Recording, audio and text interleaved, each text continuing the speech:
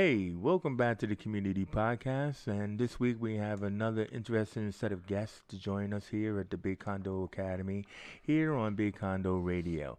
And I would just like to say that this guy is familiar. It's familiar to us because he's a recurring guest. He's like a guy on a sitcom and everything. But I'd like to welcome James Diboe. How you doing, Chase? Great to be back on again. Well, yeah, James, I love our conversations, and I find that here in Black History Month is perfect, really, to be having a conversation like that. But as most people will say, is that Black History Month should be every month, really. Because I also like how when you and Patrick was here, it's like, do we need to really call it Black History Month? It's really more like World History Month. Oh, we live it every day, 365 days a year, There we go. including the leap year. Exactly, You know, so exactly. So, so it's like that. But then also too is that what I've been finding powerful is that with these conversations that I've been having, it's like I've been awakened to this black excellence that we've always should have had, but have been whitewashed away.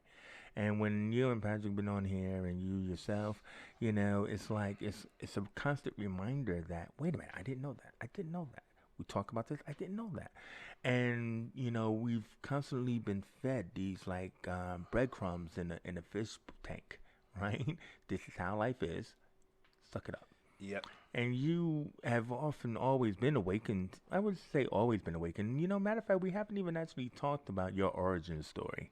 Because I know you this world traveler, and you've been studying and researching, and it started out as a personal thing. But like, give us a bit of that origin taste. I mean, where does James come from? Okay, obviously born in England, but my father's side goes to Nigeria, and my mum's side Trinidad. So with like I say, the Nigerian and the Trinidad, both probably from the same place originally, but Mm, I've learned where the Nigerian, it's me culture. Trinidad is not my culture. right. That's where we were taken to in since the slavery. You Yeah. know, I've always been told from young how important Africa is from very young. I was told what tribe I am. I was told what village I'm from. All right. What tribe then? I'm an Ijaw tribe of Nigeria, and it's down by Delta State. Hmm. It used to be called Wadi. So there's a lot of oil around this area that you hear about, a lot of the craziness going on sometimes and that. A lot of oil in Nigeria. Yeah, yeah. Is that a part of the Middle East oil No, thread, or no, it's got its own. Like got it's its own? So, yeah. have what do we call those people? Colonizers. Have they come to Nigeria to tap the oil vein? I think it's more down to the government structure. Hmm. It's the same story where you go a lot of places. I don't know a whole lot about it, like Yeah. Yeah. Yeah. because I don't look too much into it. I'm just aware of like, well, that's the area that I'm from, Yeah. and it's being destroyed, Yeah. So, but yeah, so the Nigerian, the more gravitate towards it. Like I've been to Trinidad. Yeah. I've met my family there about 2 years ago, and that family who I'd never met before.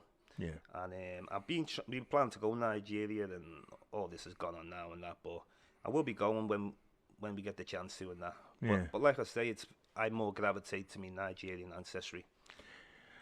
Let me ask you about that because, like, we had a mutual friend, Ashley Nugent, on here, and we were talking about shadism, right? Now, usually we hear the word colorism and stuff like that, and I thought, oh, this is interesting, shadism, because the shade of your skin tone,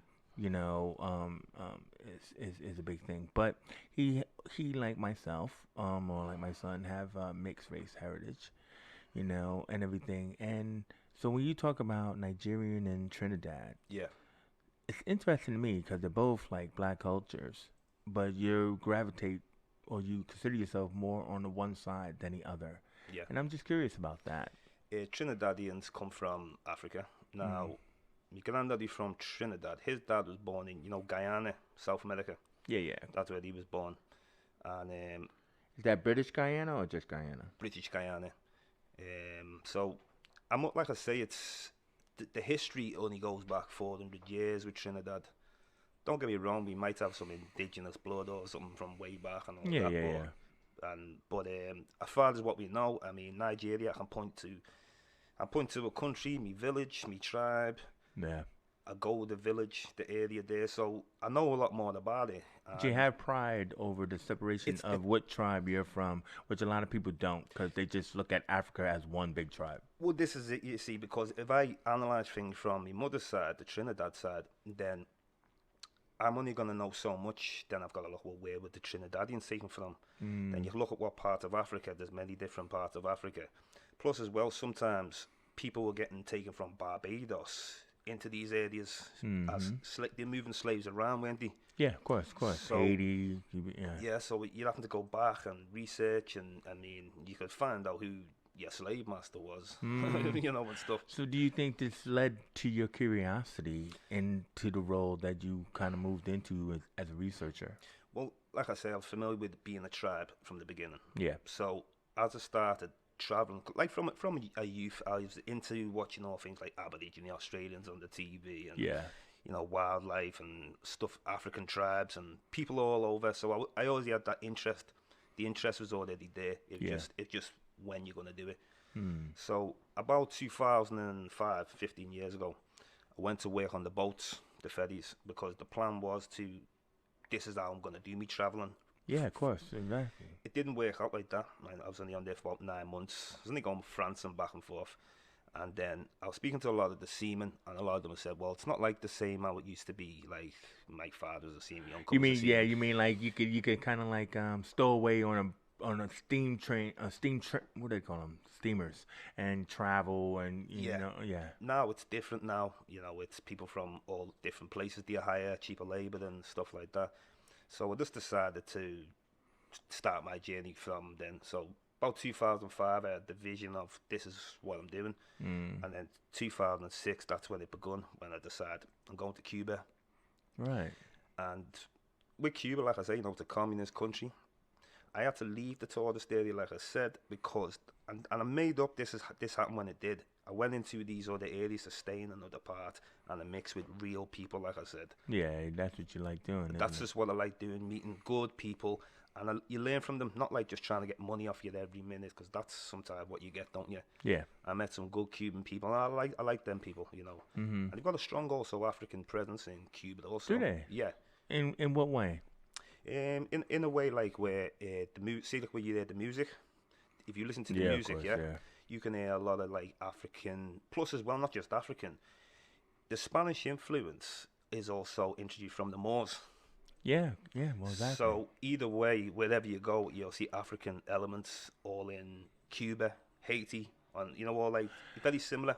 See, this is what I like about following this conversation because as I was telling you that some of the investigations that I was looking into, like when I was looking into like the story of Califia and stuff like that, is that the big kind of like story is from Cortez, Yeah. who was a conquistador or whatever, but he wrote something called about Esplanadia, right? It was in the book about that he tells of this warrior woman and the society off the coast. Yeah. And so in that fashion is that like what I'm just trying to say is that sounds more interesting to me that the Spanish conquistadors, we never really talked about them and how they were influenced by the Africans because what it was is that the Spanish Civil War, I don't know if you heard this, but supposedly the Spanish Civil War, they had like half of their ranks were black, right? So it was made up of Africans. So and nobody talks about that. I mean, I'm pretty sure there's a movie about the Spanish Civil War and everything, but you don't really see that depicted. I mean, did any of that come across in your travels or in your study? Yeah, with the Moors, I was studying the Moors I was studying the origin of the word, first of all, because there's a lot of wordplay with all this stuff. Yeah, well, of course, yeah. I don't play into the wordplay, I'll deal with it very simple, and it's the best way to deal with it. There's all sorts of names they'll give. They like Moors, so before Moors, Greeks would call Africans Ethiopians. Ethiopians, not yeah. necessarily having to refer to that particular country we know as Ethiopian. It was all these people Ethiopia. The times they were calling them Sudan, the name Sudan, the land of the blacks. Is Now, that what it means? Yeah, the land of the blacks. I did not know that. So the reason why they came with this fairly, the land of the blacks, because they had already conquered Egypt. Yeah. So, What the Sudanese? like, no, the Greeks and, like, Oh, you know, okay. these times. So when they've already conquered the Egyptians, it's obviously the Nubians are going to be next, kind of Nubians. thing. Yeah. Yeah. So they called it Sudan. If you ever look on an old map, you'll see the Sudan is recognized from East Africa right to West Africa. Wow. Yeah. My auntie's actually got a map wallpaper. Yeah. Yeah. Yeah. Yeah. So you Yeah. will find these maps. Now, they called it all Sudan, everything below North Africa, where they haven't conquered, so they called that the land of the blacks. Wow. They'd even call Libyans, they didn't even call us Libyans, they'll call us Ethiopians, then Moors. So Moor now, we'll get back to Moor. Yeah. So Moor, you know, the way Greeks, they have words like Mavro, and then you'll have all these different kind of names. Italian have their version, Moray. Moray. Oh yeah. So then look at the Wow, country. that's great. Then look at the name Morocco, Morocco. Mauritania. Also a place I went, Mauritius. Oh wow. Now Mauritius is an interesting one there because if you research Mauritius, it's like when I was researching about Madagascar. Because when I went Madagascar last year, I went Mauritius as well. Mm-hmm. So Madagascar, I'm searching about the indigenous people. They said people from Indonesia came first, and then Bantu Africans. Where it's not this is back to the whitewash again. Yeah. Yeah. Yeah. Yeah. Yeah. Or even if it's not that, it's putting someone else there. Then Mauritius now, they give credit to the Portuguese. Yeah. But I looked a bit further into it, and the give credit to the Arabs. Then when I looked further into it again, it was the Moors. Mm-hmm. That's why the name Mauritius. Right. So it's sometimes I'm studying for a long time, and I'm searching. I will find the answer in the end. So give You know, credit to the Moors. I just love the study of words and where they come from, and I mean, like when you were first talking about Moorish and all of that kind of stuff, it was interesting to me because like someone once had said that like black is not a nation or nativity. It's a color, right? So when you describe a person who's black or had black skin, they were generally described as Moorish. Yeah. You know, like it was that period of time that they did that, you know. And I mean, but then again, it's like just like white is not a color. Like people aren't white, or they may be pink toned or whatever. But it comes from the Caucasus, you know, which becomes Caucasian. You know what I mean? So it's just really interesting in that in what you're saying. And I think that what'd you say, Mauritania or Well, you got Mauritania, you got Morocco, Mauritius. That's Mauritius? Mauritius. I mean, I think there was a boat named that in some story as well and everything, but I didn't put two and two together because of the spelling, you know, because that Mauritius is spelled M-A-U. And, you know, you're thinking about Moorish, like you just said, which is M-O-O. So I just didn't put two and two together. But see, this is what fascinates me, is that, like, when you dig deeper, Yeah. you know, you find, especially, like, I've never heard of that term of Sudan being the land of the blacks. Yep. But then it actually makes sense when you think about it. Usually with Moors, people try to associate with 7-Eleven. What do you mean by that? 7-Eleven, the year 7-Eleven AD. Okay, thank you. I'm thinking about a drink and Yeah. a big gulp. Now, you know, a man called Tariq is the one who conquered Spain. All right. And he came with about maybe a large army of Africans. A very large army. But not all of them was Africans. Majority be Africans. Some would have been Arabs. Now, He came by boat. yeah, well, they crossed the, you know, it's the Gibraltar Straits. By Yeah, boat yeah, or yeah, by, yeah. yeah. So now, everyone always associates it with 7-Eleven, the Moors. When you can find the Carthaginians, and when they were going, like, taking Sicily, they were called Moors, Moorish. You know, they have different names, you know, Yeah, like yeah, that. yeah. Because you're also talking about the city of Carthage, which I mentioned before, Yeah. that had a lot of early technology. Yeah, like and everything. Hannibal, you know, just times when he went to Spain, you know, Right. Hannibal Barca, Barcelona, and then obviously he went to West Africa also, Yeah. Hannibal. And also you can find coins with Hannibal on it. That's what was Obviously, yeah. very interesting. And Well, what do you think they were taking that whole Medici kind of look at way Greeks like to put their heads on coins? yeah, you see an elephant also Oh Yeah, yeah, yeah, yeah. Because sacred animal. he was amazing what he did. Hannibal. Yeah. Um, he was like Rome's nightmare. But he committed suicide in the end, didn't he? You know. You're gonna have to tell a story of Hannibal Yeah, when you start your show. I yeah. could see that happening. But let's. I mean, so this seafaring blacks or seafaring Africans, right? Let's talk about that because, I'm really tired of hearing the story of the nitty gritty and how slaves that's just the only way they traveled here from Africa in chains. And I'm often fascinated when you do the reading about these seafaring Africans, and like, so I was telling a story, you can help me with the story of Prince Abu Bakr, That's his brother. who was, well, yeah. Yeah, yeah. But then the thing about it is that, so they were brothers, Hmm. but they ruled Mali, I believe it was, Mali, which yeah, was in West Africa. yeah, And what it was is that, like, so Abu Bakr always sent ships out, yeah. and like they came back, but he always seemed to have a longing for the sea. As the story goes, to the point where, look, I'm not gonna rule this country and stuff. It's kind of like being the second born, right?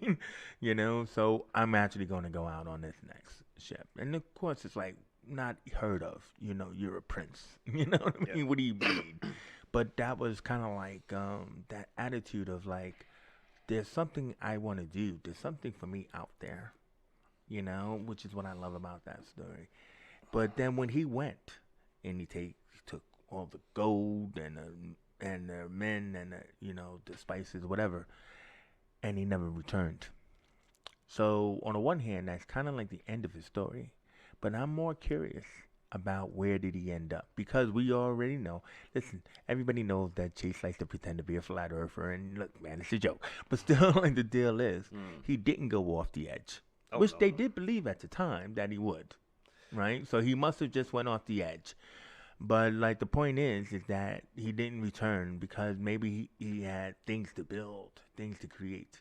So what period of time are we talking about? Like the 12th century AD's times there, Mansa Musa, and Yeah. I believe when he's gone to America, when his brother went to America. Well, let's just call it the New World because Yeah. it wasn't America then. Okay, okay. This is nothing new to them.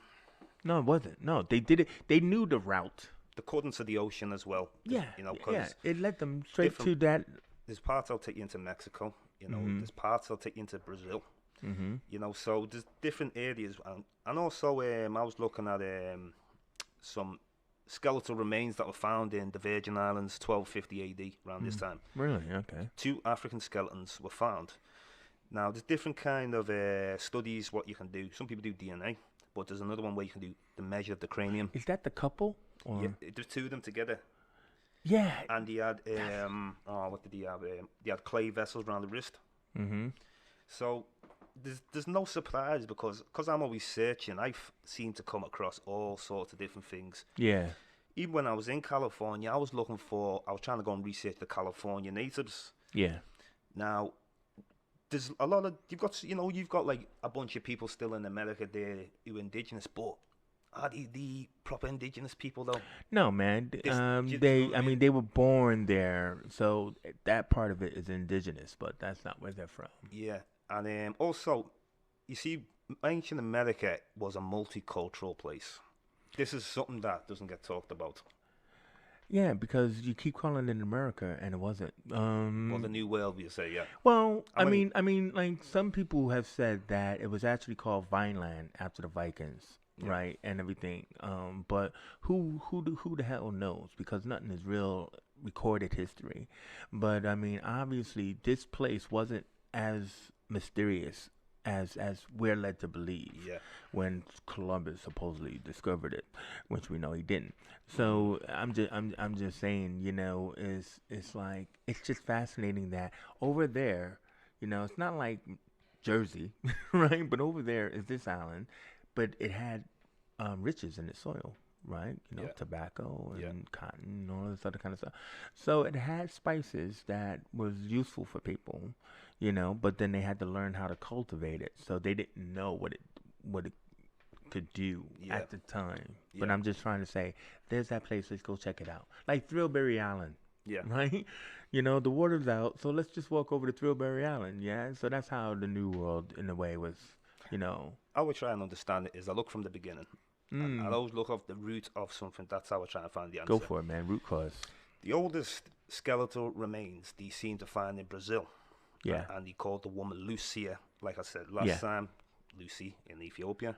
Lucy. And Yeah. the DNA tested it, and they were studying the cranium and they reconstructed it. Now, reconstruction's gone a lot better in the last, say, 10, Yeah, 15 years obviously. now. I mean, now you 3D printing. I saw a film last night about it. Because So when they've reconstructed it, and this is on display in their museum, and you should see the Brazilian people's faces shocked or stared. No, oh my God, it was amazing. where they like had the Afro features. Yeah, because what it is with people in Brazil, when I was there in Brazil, they're so diverse now.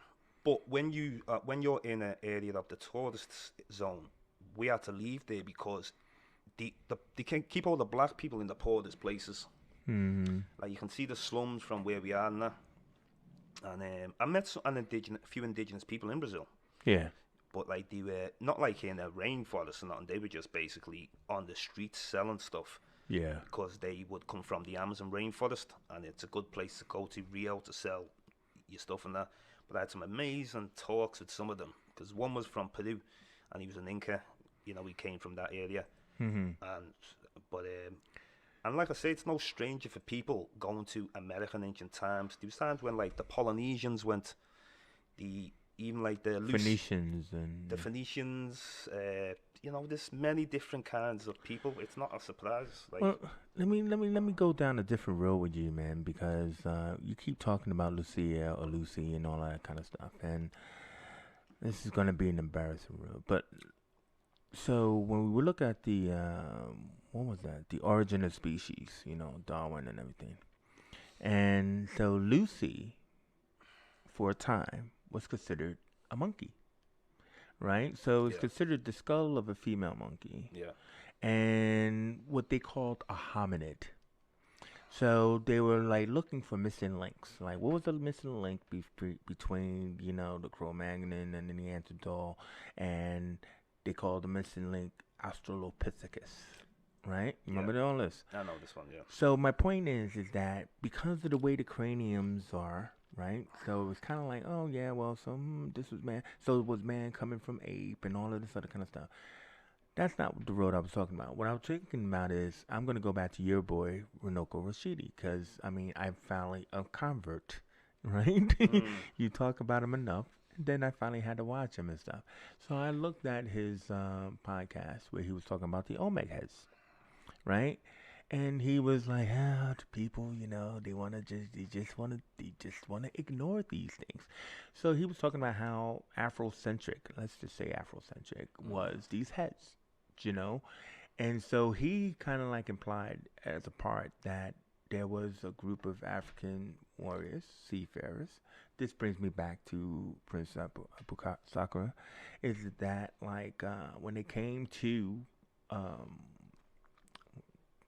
Mexico or whatever, South America, they brought tools and education, so they were revered, right? Yeah.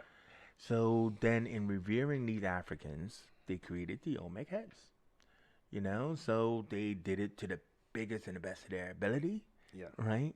So you look at them, and like Runoko was be showing his pictures, right, and everything like that, and some of them will have braids. Yeah. Do you know what I mean? Amazing. They definitely had lips and brow and all of this other kind of stuff, but people just don't want to believe those are aliens. Yeah. And you know what I mean? Yeah. So basically, I was just getting back to Lucy and now all of that is the fact that were they just really African indigenous peoples? Do you think? That's an excellent question you've asked, because we can't be biased. We just want truth. Well, we don't know. Yeah. So, the oldest people, because people entered the Americas you've got to study the seafarers. I would love to, yeah. So these people who crossed the Bering Straits, the Mongolians, that is later, much later. And also at one time, when people did cross the Bering Strait much earlier than they said, it was actually green. A very lovely place to live. The Bering Straits at this time, we could go back 40,000 years. So Africans would have got there many ways. They would have, okay, you walk into it, when they've gone through the migration to Asia. Yeah. And some would take a coastal route and come out of, where Siberia, Alaska, and then come through there.